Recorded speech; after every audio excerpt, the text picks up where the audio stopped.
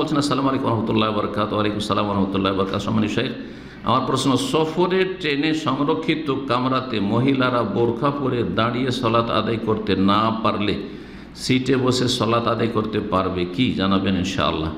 সাধারণত ট্রেনে দাঁড়িয়ে সলাত আদায় করা যেতে পারে। ট্রেন বেশি ঝাঁকানি খাই না, ট্রেনে যতটা চড়েছি চলতে পারে। কিন্তু যদি বেশি ঝাঁকানি খায়, যাতে আশঙ্কা থাকে যে আছাড় খেয়ে নেব, পড়ে যাব, তাহলে ফাত্তাকুল্লাহ মাস্তাতাত, যথাসাধ্য আল্লাহকে ভয় করো, যথাসাধ্য আল্লাহকে ভয় করো। তখন বসে পড়া যাবে, বসে পড়া যাবে। তার আগে জেনে নিতে হবে যে সামনে স্টেশনে ধরেন একটা জংশন আছে, সেখানে 15 মিনিট থামবে, 10 মিনিট থামবে, আর সেখানে সলাতের রক্ত থাকছে, আর সেখানে আরামসে আমি 4 রাকাত নামাজ পড়তে 7-8 মিনিট লাগবে, আমি পড়ে নিতে পারবো।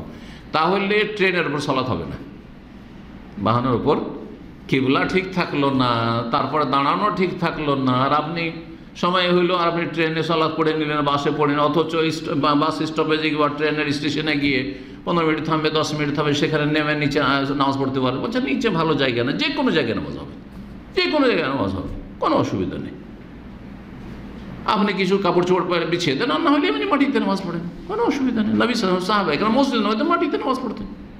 জি, যতক্ষণ পর্যন্ত আপনি পুরোপুরি দাঁড়িয়ে শর্ত পূরণ করবেন, কিবলা ঠিক রেখে সালাত আদায় করতে পারছেন ওয়াক্তের ভিতরে, তাহলে আপনার জন্য দাঁড়িয়ে পারবেন ফরজ, আর বসে পড়ছেন জায়েজ নয়।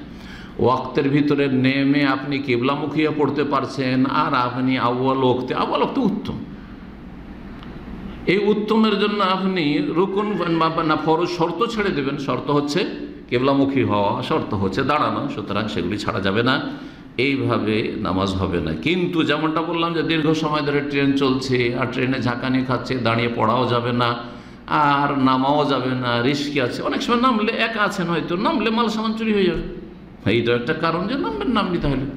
তাহলে ওখানে আপনি ট্রেনে নামাজ পড়েন, যথাসাধ্য আল্লাহকে ভয় করো। আল্লাহ কোরআনে এখানে বলেছেন, রাসূলুল্লাহ সাল্লাল্লাহু আলাইহি ওয়াসাল্লাম হাদিস রয়েছে, ফাতু মিনহু মাস্তাতাতুম, কোনো হুকুম যখন করব যথাসাধ্য সেটা পালন করো।